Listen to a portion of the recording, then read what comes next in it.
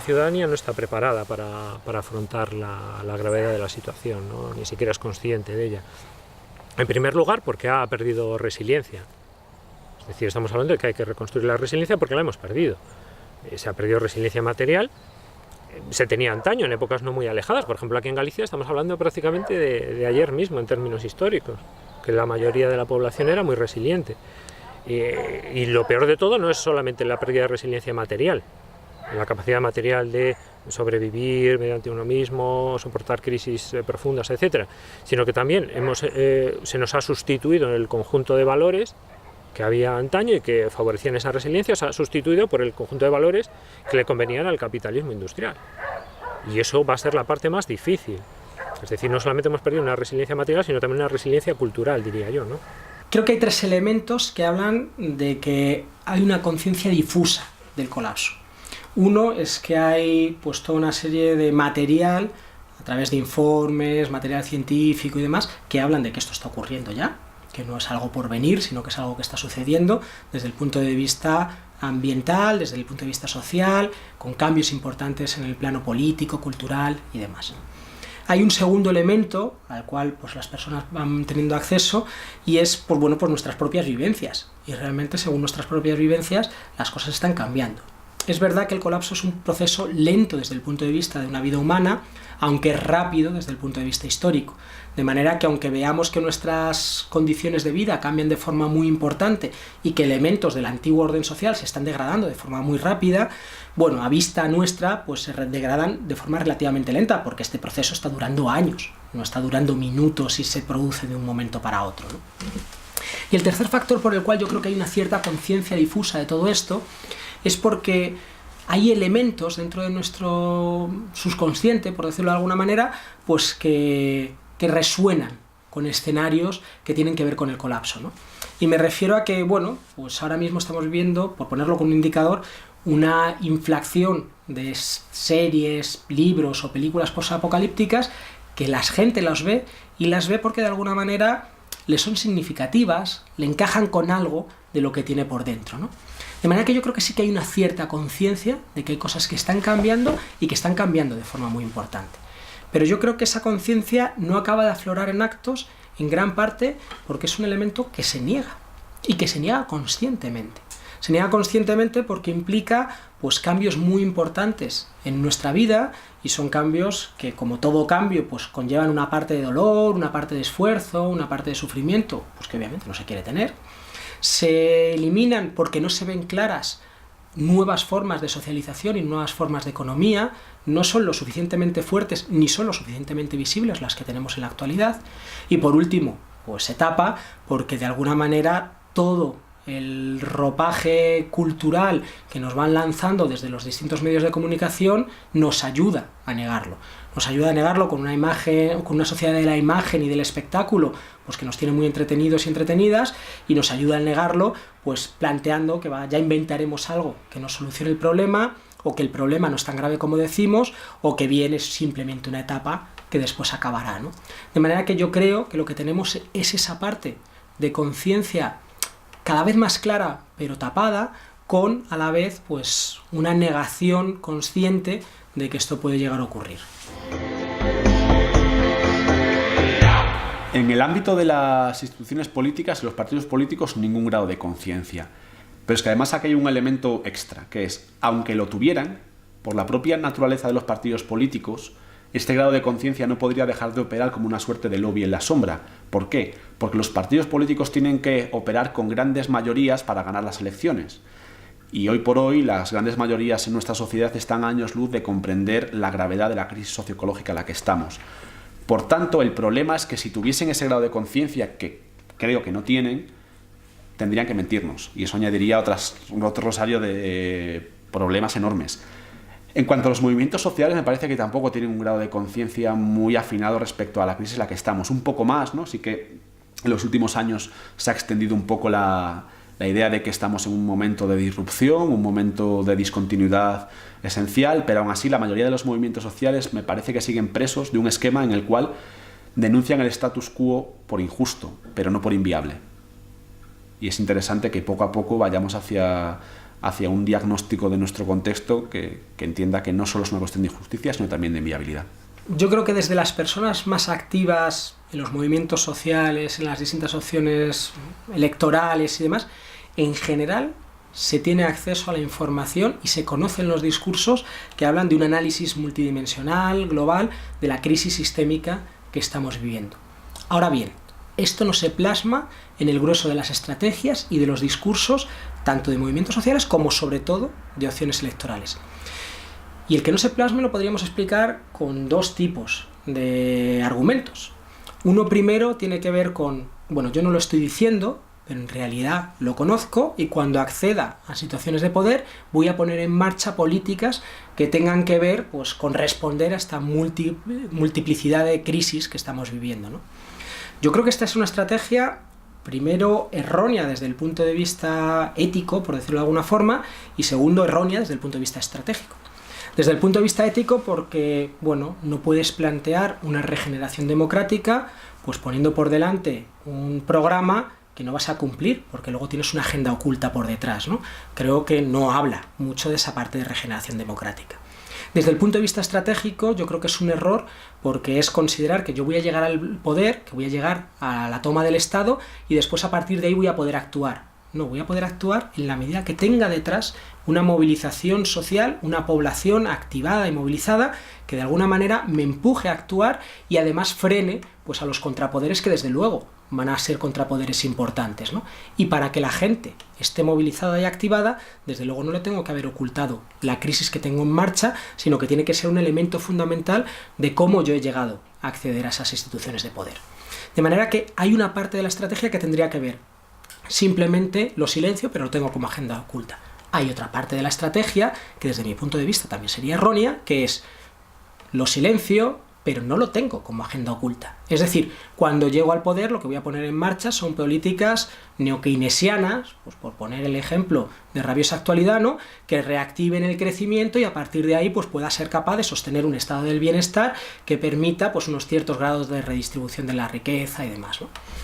A mí esta estrategia me parece, pues si cabe, peor que la anterior, porque realmente es no leer lo que está pasando y estar abocados al fracaso. No va a volver a haber un estado del bienestar, no va a volver a haber un momento de crecimiento sostenido durante un tiempo suficiente pues, para poder hacer una cierta redistribución de la riqueza y no va a haber pues un socialismo del siglo XXI, estilo venezolano, que pueda repartir, pues en base a rentas petroleras, pues parte de la riqueza, simplemente porque no va a haber rentas de ese tipo que repartir, ¿no? De manera que yo creo que lo que necesitamos es tratar a la población, pues no como niños y como niñas, sino como lo que son, personas adultas. Y a las personas adultas les decimos las cosas como son. Es decir, intentamos pues, plantear discursos complejos de lo que está sucediendo y de las cosas que podemos tener por delante. Decir las cosas como son, decir discursos complejos, no está reñido con plantear espacios de esperanza que tienen que ver pues, con lemas como el sí se puede o como la sonrisa de un país, ¿no? que hablan de esperanza por detrás. No, yo creo que plantear que estamos viviendo una crisis civilizatoria de primer orden no es incompatible con plantear que a la vez se nos abren oportunidades, ventanas que habíamos tenido cerradas hasta ahora y que podemos aprovechar. Ventanas y oportunidades que además nos pueden dar situaciones de vida mejores de las que habíamos tenido en el pasado, desde luego con menos consumo material energético, pero a lo mejor con mucha más calidad relacional o con mucha más satisfacción en global de nuestras necesidades. El papel de los movimientos sociales es un poco hacer de avanzadilla histórica. Tiene que ser el lugar en el que, por ejemplo, pues se cultive la impaciencia y la intolerancia contra las injusticias. Y eso pues es un motor de dinamización de los cambios sociales muy potente. También es el lugar de la experimentación de las soluciones prácticas a pequeña escala que luego se pueden implementar a escala mayor.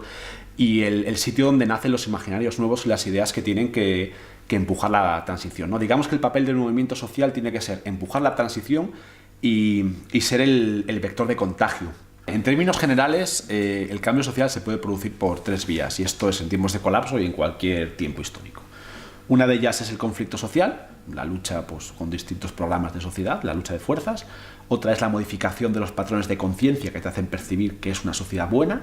Y por último hablaríamos de la transformación en pequeña escala de las propias relaciones sociales para construir alternativas, ¿no? Este es un esquema muy abstracto, muy simple, que luego evidentemente en la realidad histórica se da de modo mucho más complejo. Cada una de estas vías pues, puede alimentar fenómenos muy distintos, ¿no? Si ponemos por ejemplo el conflicto social, pues el conflicto puede ser violento, puede ser pacífico, puede ser canalizado a través de un orden institucional o desbordándolo, y lo mismo con cualquiera de las otras dos, ¿no? El caso es que en un contexto de colapso, de precolapso social como el actual, creo que es interesante redefinir la jerarquía de prioridades de estas vías. Venimos de una tradición de lucha política que ha priorizado el conflicto por encima de las otras dos.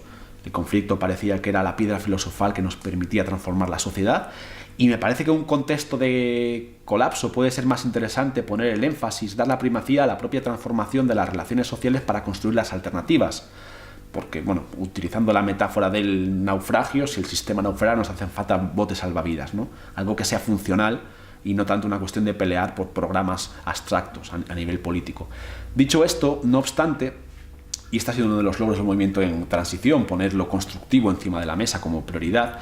Dicho esto, me parece que el movimiento en transición a veces cae en cierta ingenuidad cuando plantea que el cambio se va a dar sin conflicto político. Va a haber conflicto político.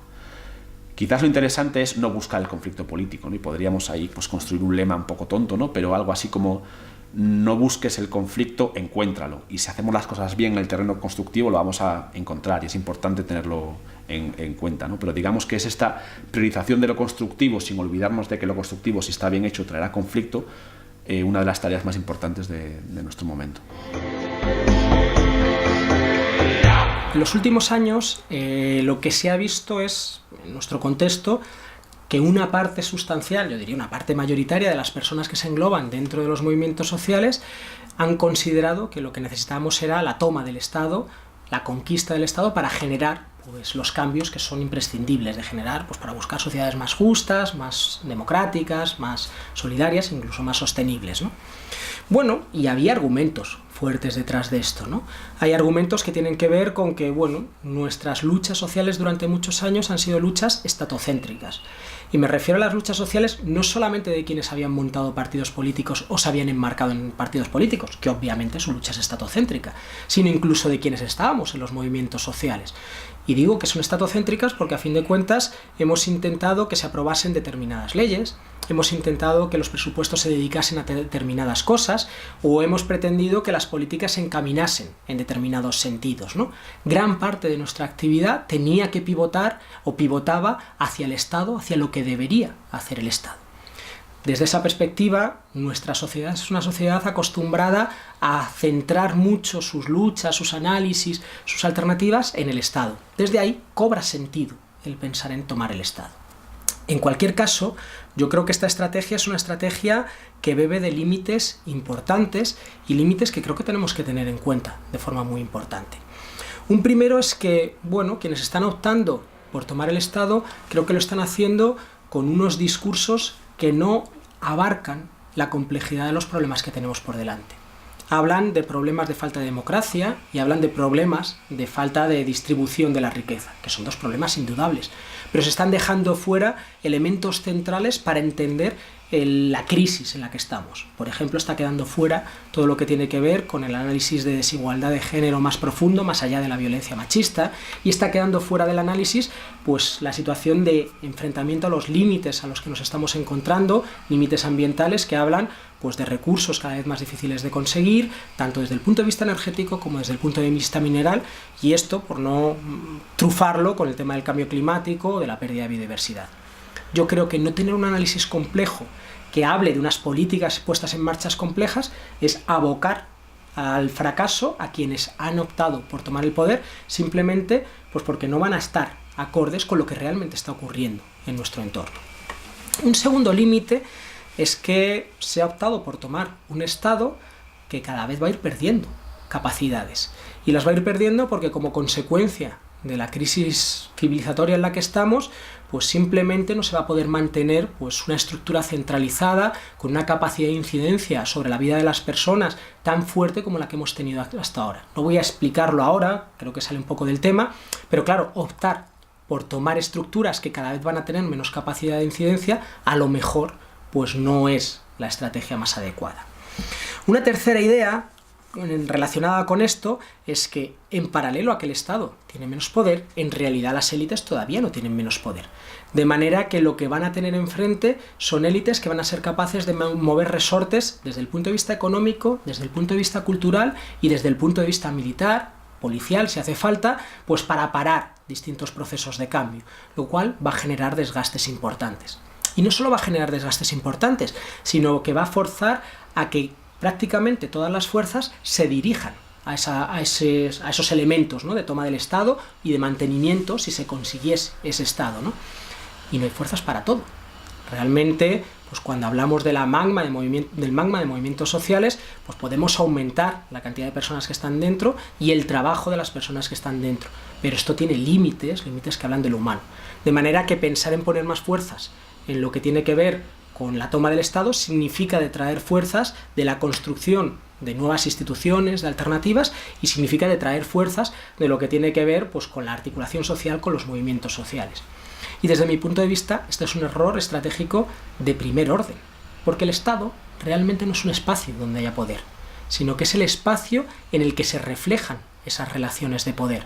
Se reflejan las relaciones de poder entre lo que son las élites capitalistas, pues los grandes empresarios, los grandes fondos de inversión y el grueso de la población. De manera que la toma del Estado no es una herramienta que de alguna manera pueda cambiar esas relaciones de fuerza, sino que es donde se expresa cómo es esa parte de las relaciones de fuerza. De alguna manera yo creo que estaríamos cayendo en un error, porque realmente donde está la fuerza de la movilización social, donde está la fuerza de la ciudadanía, está en su capacidad de articulación y de presionar desde fuera para que el Estado tome una serie de medidas para que esto se lleve a cabo. Por lo tanto, vaciar los movimientos sociales creo que es una mala estrategia, y se crea en la capacidad de la ciudadanía de ser autónoma, de tener pues unas formas de vida en las cuales pues pueda conseguir pues de alguna manera ganarse pues el sustento y satisfacer sus necesidades sin tener que recurrir pues al Estado, sin tener que recurrir sobre todo pues a instituciones privadas, a su proletarización, de alguna manera a la venta de su fuerza de trabajo. De manera que centrar todas las fuerzas en la toma del Estado significa detraerlas de elementos que son claves, yo creo, en la estrategia de funcionamiento, ¿no? Y por último, yo querría nombrar también que la toma del Estado tiene sus propias lógicas. Pensar en tomar el Estado significa utilizar en mayor o menor medida estrategias de poder sobre, frente a otras estrategias que tendrían que ver más con el poder con. Bueno, cuando tú quieres tomar el Estado tienes que construir hegemonías, y la construcción de hegemonías siempre tiene que tener un componente de imposición, por lo menos de unas mayorías sobre unas minorías, y a la vez, para la construcción de esas mayorías, tienes que conseguir, pues de alguna manera, homogeneizar parte de la población a lo que son pues tus formas de ver o tus intereses, ¿no? Yo creo que esa es una limitación también del Estado. Yo creo que las instituciones estatales, entendiendo el Estado también como los ayuntamientos, comunidades autónomas y demás, bueno, tienen un papel. Yo creo que hay cosas que pueden hacer. Yo creo que uno de los primeros elementos que pueden hacer es, bueno, por lo menos fomentar una cierta redistribución de la riqueza y sostener pues unos colchones sociales que hagan pues que las personas puedan tener garantizado pues un acceso a la alimentación, a la sanidad, a la educación, que les permitan vivir en unas condiciones más o menos dignas, ¿no? Aun entendiendo que cuando miramos desde el punto de vista histórico, los momentos en los que ha habido una redistribución de la riqueza importante no ha sido por la acción del Estado, sino que ha sido por la acción de movimientos sociales activos y potentes que estaban articulando luchas que forzaban esas redistribuciones. Pero bueno, aún así, yo creo que el Estado tiene ahí un papel. Un segundo papel tiene que ver con que, bueno, yo creo que puede ser un elemento que de alguna manera facilite, potencie, dinamice un poco la creación de economías sociales y solidarias, la creación o el fortalecimiento de economías ecológicas, ¿no? Por ejemplo, esto lo puede hacer facilitando los saltos de escala.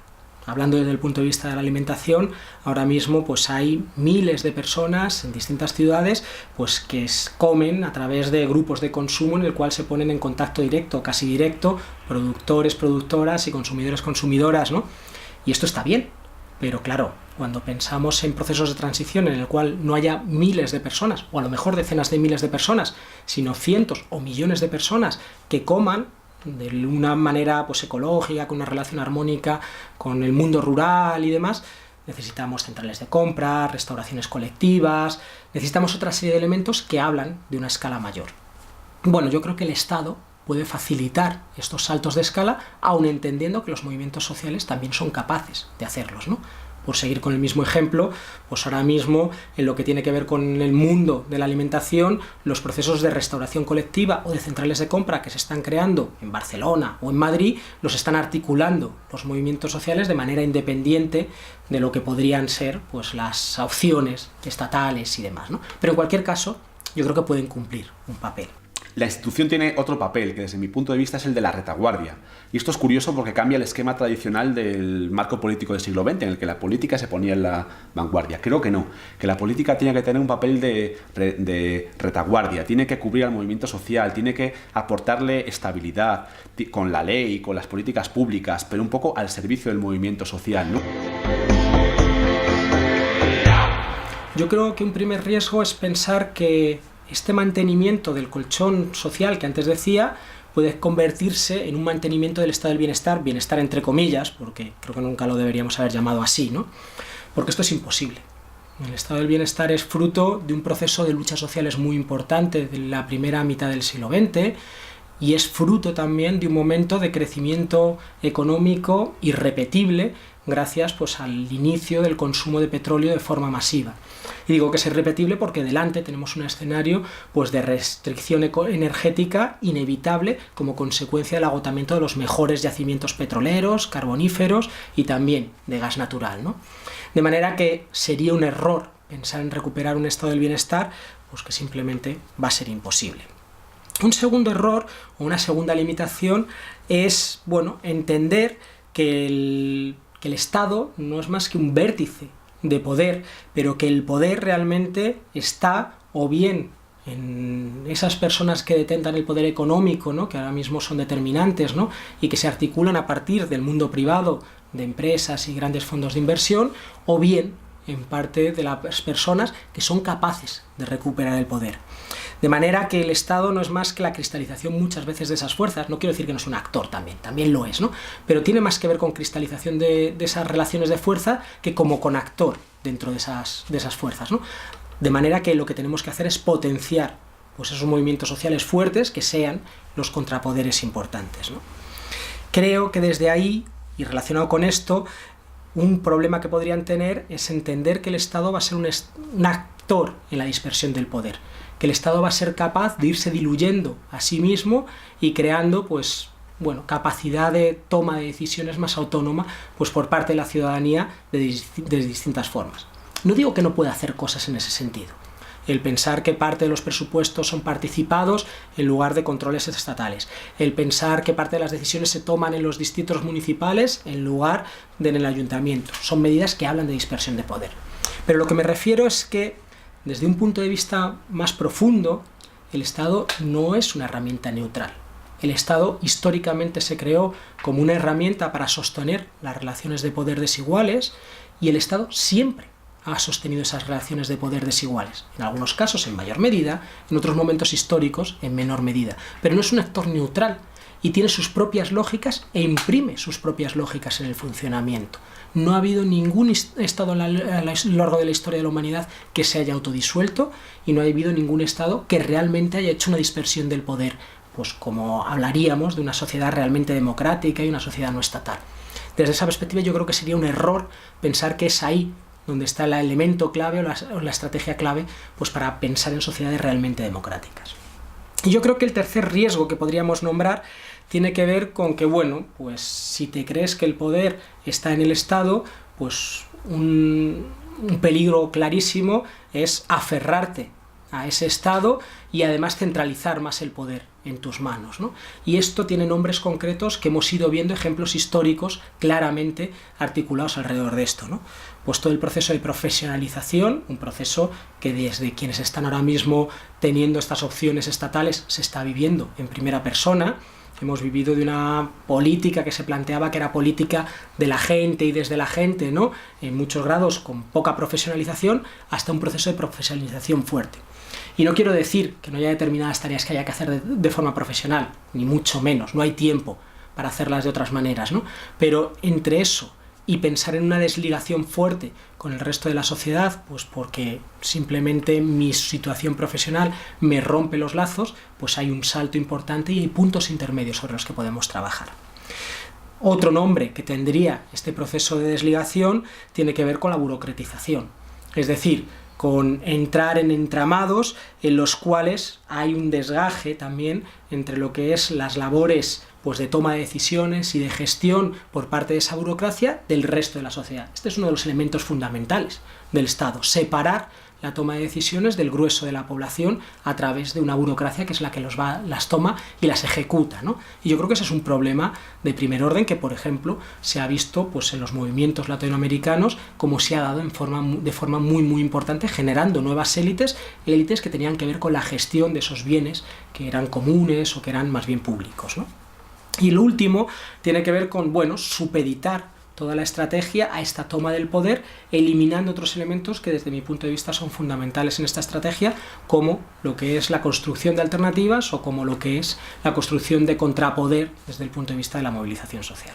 Quizás podríamos encontrar algún viso de solución si el trabajo institucional estuviese amparado por un movimiento popular fuerte que fuese capaz de desbordar las instituciones, que fuese capaz de tensionarlas, de enfrentarse con ellas cuando lo hacen mal y sobre todo de llegar allí donde ellas no pueden llegar.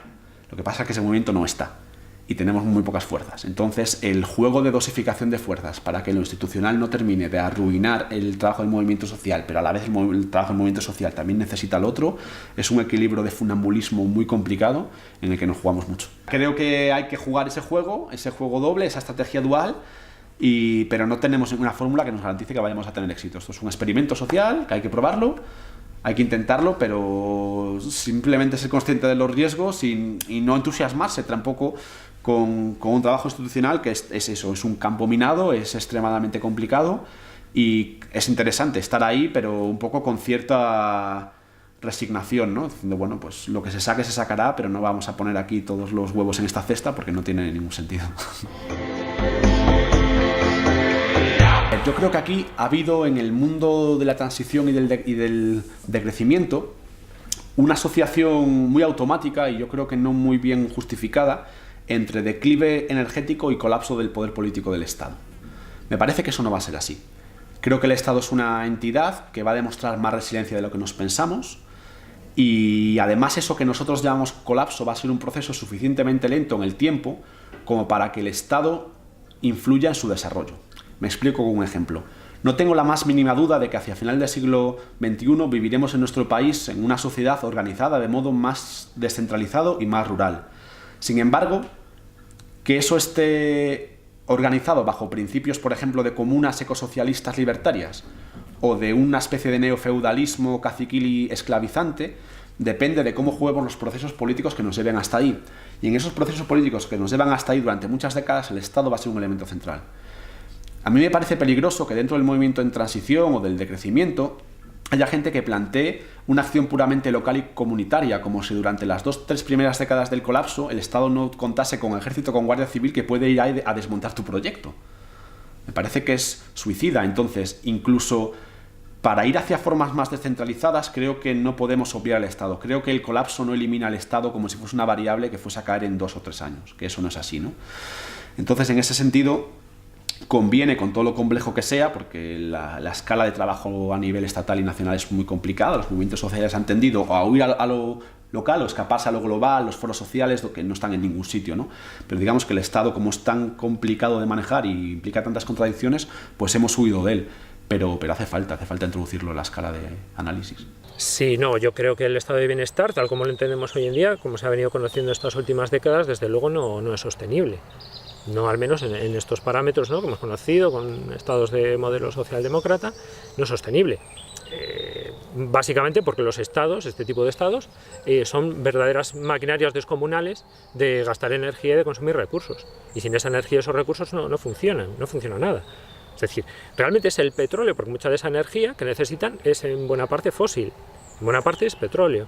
Entonces, realmente es el petróleo lo que está detrás de sostener nuestros hospitales, nuestros colegios, la policía, todos los servicios públicos, miles de funcionarios. Todo eso, directa o indirectamente, depende del petróleo. Directamente por todo lo que nos da el petróleo en forma de combustibles, plásticos, materiales, etc. Pero indirectamente porque si no hay esa energía fósil, no hay crecimiento económico, y si no hay crecimiento económico, falla la piedra angular del estado del bienestar, que es una política fiscal, unos impuestos que permitan llevar a cabo esas políticas sociales. Entonces, no, yo creo que tal como lo conocemos, el estado del bienestar no puede seguir existiendo. Quizás sea posible otro estado del bienestar distinto, pero ya casi convendría llamarlo de otra manera. Igual un estado del bien vivir, una cosa mucho más modesta, mucho más simple, que satisfaga necesidades básicas al mayor número posible de personas, pero que no sería lo que hemos conocido hasta ahora, eso desde luego. Todo esto es debido a que estamos en un momento que Joseph Tainter identificó como el momento que le ha sucedido a muchísimas civilizaciones que han colapsado a lo largo de la historia, y él identificó que lo que les había pasado a la inmensa mayoría era que habían llegado al punto de los rendimientos marginales decrecientes. Es decir, las estructuras sociales muy complejas, la complejidad requiere energía. Si careces de esa energía, no puedes mantener la complejidad. Y llega un punto en el que cada vez necesitas más y más recursos, más y más energía, y cada vez obtienes menos soluciones a cambio de eso. Y de hecho, al final acabas necesitando muchísima energía simplemente para mantener lo que hay. Y entonces entras ya en un declive que es el que precede al colapso, según estudio Tainter, ¿no? Entonces, como te decía, quizás sea posible otro tipo de estado, pero no este estado del bienestar. El papel que podría tener ese estado, bueno, pues idealmente sería el de ayudar a la transición, en la manera que fuese posible, poniendo a su servicio, pues, a ser posible todos sus recursos, mientras los tenga. Es decir, hoy en día estamos hablando de que el Estado se le avecina un declive muy importante en cuanto a sus capacidades, pero aún tienen a su disposición cantidad de recursos, cantidad de dinero, cantidad de energía, cantidad de cosas que pueden hacer. Entonces, desde luego, lo que no podemos permitir es que esos estados se dediquen a vías sin salida, a vías neo-keynesianas de intentar volver al crecimiento económico, porque sabemos que eso es un camino sin salida, o directamente que se entreguen al expolio neoliberal, porque en ese caso ya directamente yo calificaría eso como una política genocida, porque en el momento de colapso en el que estamos lo que tenemos que hacer es coger esos últimos recursos y ponerlos a disposición de construir resiliencia para soportar lo mejor posible el colapso de esta civilización y la construcción de la nueva civilización que la sustituya. Entonces tendríamos un objetivo de máximos que sería ese: pongamos el Estado al servicio de la resiliencia y de la transición civilizatoria, y el objetivo de mínimos sería, bueno, por lo menos que no entorpezcan, ¿no? Que dejen hacer a la gente y esa estrategia desde abajo, bueno, que no la torpedeen, ¿no? El primer reto clarísimamente es asumir realmente la crisis en todas sus dimensiones, en todo su alcance, y que es una crisis no ya solo sistémica, sino de civilización, como dice el manifiesto Última Llamada, ¿no? que surgió el año pasado. Entonces, incluso muchos de los nuevos alcaldes y alcaldesas firmaron aquel manifiesto. Pero ¿dónde está su coherencia ahora? ¿Realmente han asumido que es una crisis de civilización? Porque si fuera así, realmente deberían estar haciendo cosas ahora mismo, sin dejar de lado las necesidades diarias, ¿no? de los ciudadanos en sus ayuntamientos, pero deberían estar con planes realmente de emergencia, buscando construir resiliencia a todos los niveles. Entonces, lo primero es asumir realmente y coherentemente ese momento histórico. Es decir, el manifiesto Última Llamada decía: nos queda apenas un lustro para evitar las peores consecuencias del colapso. Un lustro, es decir, prácticamente el mandato que va a tener la gente que acaba de entrar ahora. Tiene una responsabilidad histórica, yo no me canso de decírselo en todas las ocasiones que puedo. Tenéis una responsabilidad histórica que no os podéis imaginar.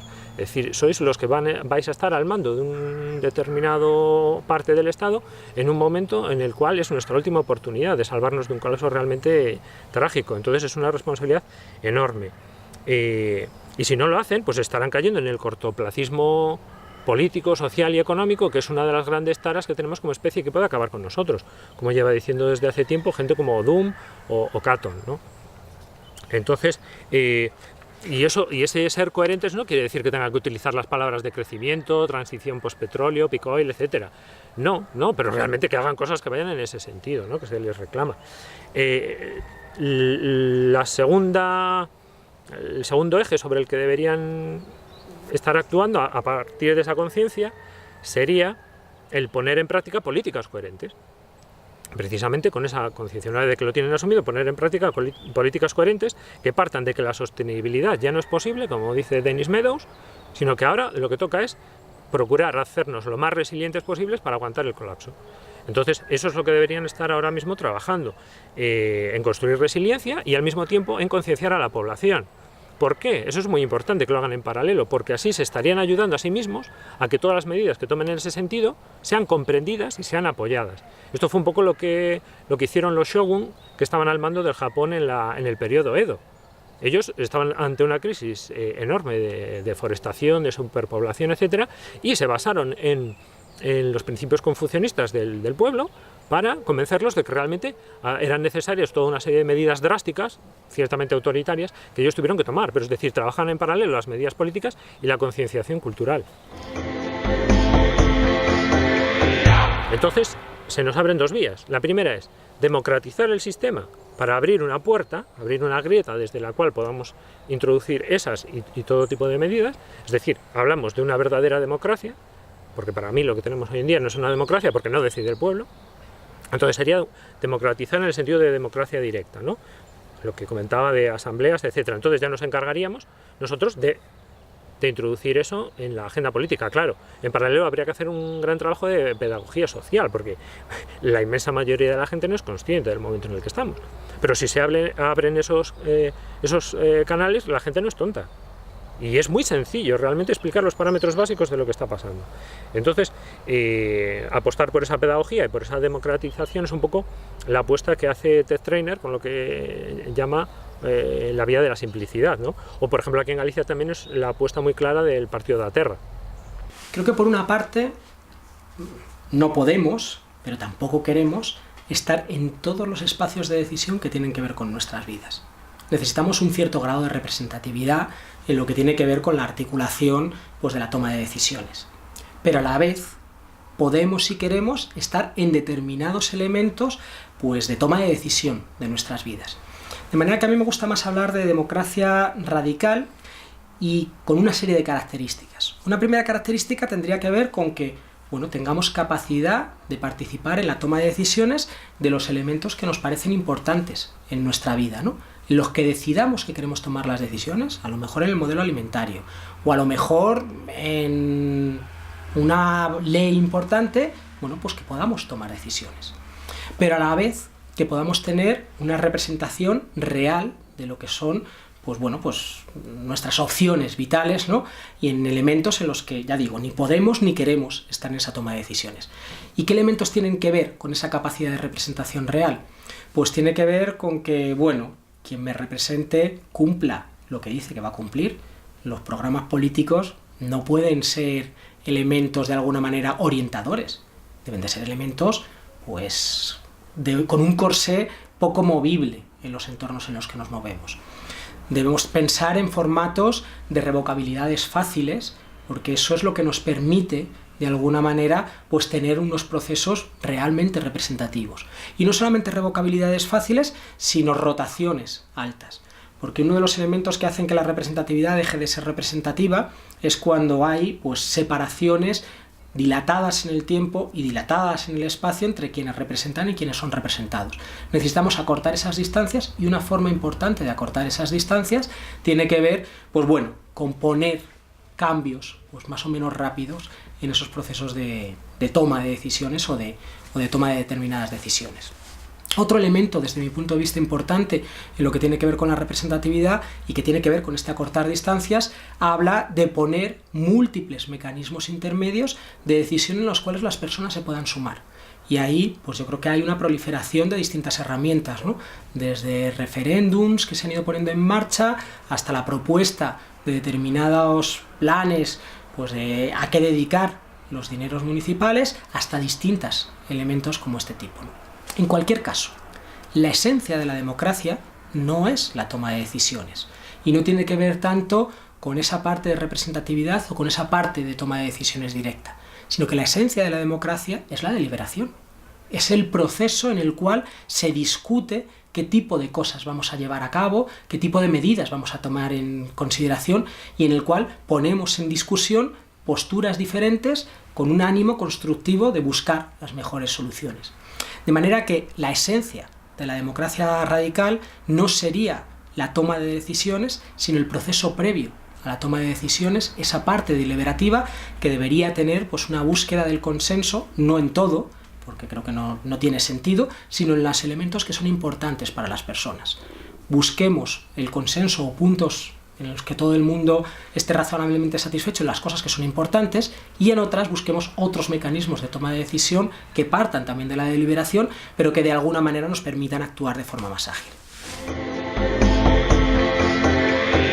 Este es un intento de superar pues, uno de los debates enquistados más problemáticos que existen en los movimientos sociales, que es el debate entre la toma del poder institucional o la autoorganización desde la calle y desde abajo, ¿no? Un debate muy, muy viejo que nos retrotrae al siglo XIX, al divorcio de la Primera Internacional, y que bueno, es complicado porque evidentemente yo creo que cada parte tiene sus razones para atrincherarse en su fragmento de verdad. Sin embargo, también me parece evidente, sobre todo tras el siglo XX, que la acción puramente institucional se encuentra pronto con límites, que estos límites además son más acusados hoy que nunca porque vivimos en estados que han visto profundamente perforada su soberanía nacional. Y por otro lado, pues la acción puramente autoorganizada de los movimientos sociales también encuentra límites, por ejemplo, la imposibilidad de mantener la movilización y la tensión en el tiempo, y esto tiene que ver a veces con la represión, pero a veces con el propio desgaste personal en una serie de tareas que son pues muy exigentes y que no se pueden mantener en el tiempo de la manera que haría falta mantenerla, ¿no? Entonces, un poco de la percepción de estas correlación de debilidades entre los dos polos surge la idea de que en el siglo XXI tendremos que buscar algún tipo de tercera vía. Y esa tercera vía se puede dar en forma de simbiosis, de movimientos seguramente diversos, que unos lo intenten por el lado institucional, los otros lo intenten por el lado de la autoorganización social, pero que entre ambos se encuentren algún punto de conexión que será conflictivo, que será tenso, que no va a ser fácil, pero que puede ser fértil. Quizás fallemos, esto es un experimento social, pero dado que ya estamos perdidos, pues puede ser interesante intentarlo. Entonces nos planteamos dos estrategias, una desde arriba y otra desde abajo. Esto es un poco lo que también explica Jared Diamond en su libro acerca del colapso de las civilizaciones, y él suele decir que las estrategias de arriba abajo funcionan mejor a nivel estatal, a nivel de grandes territorios, de organizaciones centrales, como pueden ser nuestros estados, y la estrategia desde abajo suele funcionar mejor en entornos más pequeños, donde toda la gente se conoce, conoces bien el territorio, etc. Entonces, tendríamos esas dos estrategias. Según la estrategia de arriba abajo, podrías tener la ventaja de que si logras convencer a esa élite que está arriba, con un trabajo muy de cuña, esa élite podría acelerar mucho la transición. Sería muy útil porque dispone de unos recursos y puede acelerar la transición. Desde luego, eso sería una gran ventaja, pero porque la alternativa es transformar toda la cultura, convencer a toda la población para hacerlo desde abajo. Entonces es un gran dilema, ¿no? Y están esas dos estrategias de las que hablaba Diamond. Que creo que lo que tenemos que pensar son estrategias mixtas en las cuales, pues de alguna manera, pensemos que el motor del cambio social sean las articulaciones ciudadanas, que sean los movimientos sociales, y el catalizador de esos cambios puedan ser las instituciones, pues sirviendo en financiación, en determinadas apuestas legislativas y demás, ¿no? Que pensemos que esas sinergias tienen que ver con una autonomía de los movimientos sociales y una autonomía de las iniciativas de economía social y solidaria, pero no de una autonomía de las iniciativas de partidos políticos y de toma del poder. Y no una autonomía de la segunda parte, porque primero necesitan de los movimientos sociales para poder poner en marcha esas políticas que intenten llevar a cabo, y segundo, porque necesitan de los movimientos sociales para su control. La corrupción no es algo que puede ocurrir o no ocurrir en nuestro sistema capitalista, sino que la corrupción es consustancial al sistema capitalista. Y la corrupción tiene mucho que ver con centralizar el poder en pocas manos. necesitamos tener ese control democrático, los partidos necesitan no perder su autonomía respecto a los movimientos sociales si realmente no quieren ser la antesala de movimientos no democráticos que son, de alguna manera, movimientos que al final acaban cayendo en procesos de corrupción, ya digo, procesos de corrupción que son estructurales en nuestros momentos. De manera que pensemos en sinergias entre movimientos y partidos en las cuales los movimientos sean los actores de cambio, sean los motores del cambio, y los partidos sean de alguna manera los que permitan catalizar ese cambio, hacerlo más rápido, estando supeditados a estos movimientos.